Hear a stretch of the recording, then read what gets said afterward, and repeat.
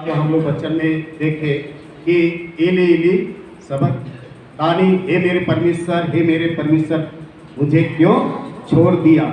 आज इस वचन को जब हम देखते हैं तो परमेश्वर यीशु मसीह को छोड़ सकता है नहीं, लेकिन वह अपने आप को, आत्मा को किसमें सौंप दिया?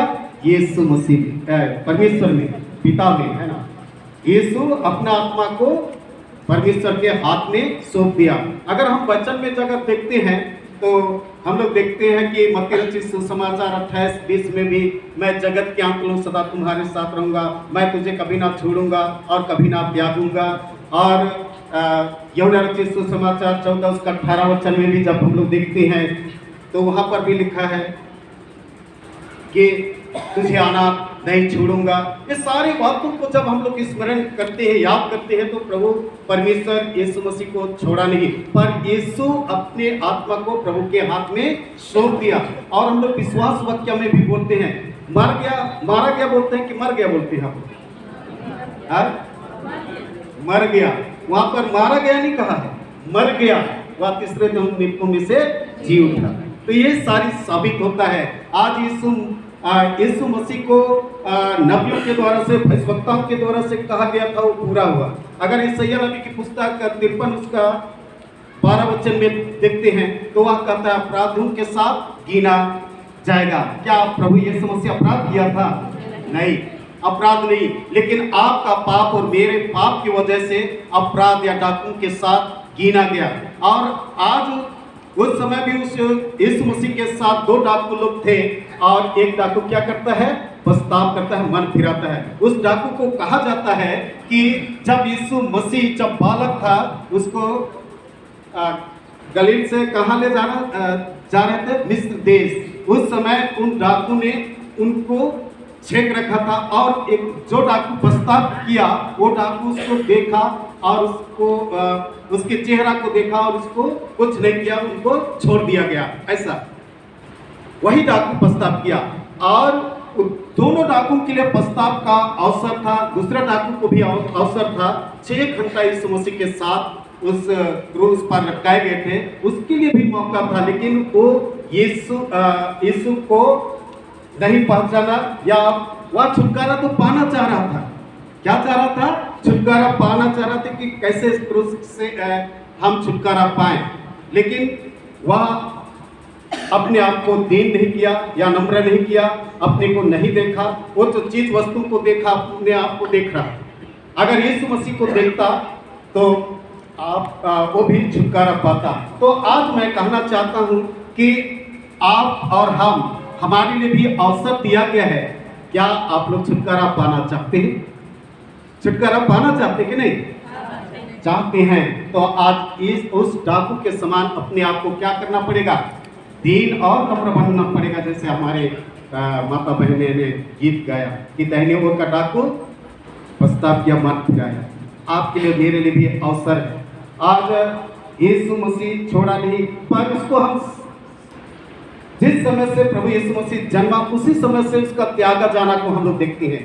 कल भी मैं बता रहा था कि यीशु का जन्म के समय में भी अच्छा घर में नहीं हुआ, या अच्छा घर में नहीं, लेकिन कहाँ पर हुआ? वैशाली घर में। त्यागा उस समय भी त्यागा हुआ, जीवन को देखने पाती। और जब भीड़ देखने पाते हैं कि पाम संडे के दिन में होसन्ना होसन्ना की गीत गाए, लेकिन उस दिन तो हमें बचा का पुकार या नारा था। उन लोग भी आज के दिन में उनको क्या कर दिए? उन लोग भी जब इस मसीह को पकड़े और क्रूस पर लटका रहे थे या ठोक रहे थे, तो सब लोग क्या कर दिए? छोड़ दिए, सब लोग चले गए। और जितने लोग उसके विरोधी लोग थे, सब लोग ऐसा ही भीड़ जमा देख रहे थे उसकी तमाशा।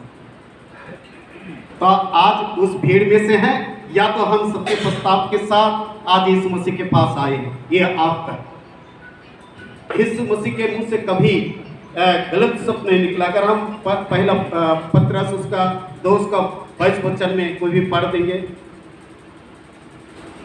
पहला पत्रस 2 अध्याय उसका 22 वचन।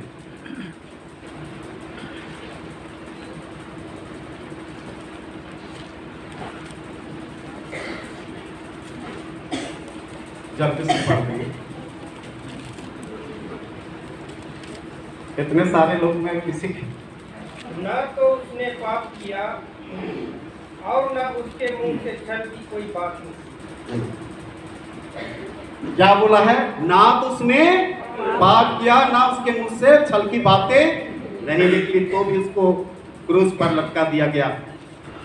वो अपने पाप के वजह से नहीं, पर आप और मेरे पाप के वजह से उसको क्रूस पर लटका दिया। इसलिए आज हम सबों को दीन और नम्र होना है। जब हम दीन बनेंगे, नम्र बनेंगे और यीशु के पीछे चलेंगे। आज भीड़ को हम लोग देखते हैं, आज जितने लोग उस क्रूस के पास थे, कौन कौन थे?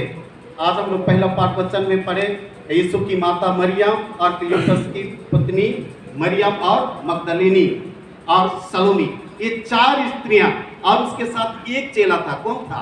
यूहन्ना, जो प्रभु यीशु मसीह अपने माँ को यूहन्ना के हाथ में सौंप देता है और कहता है, देख तेरी माता है, देख तेरा पुत्र है।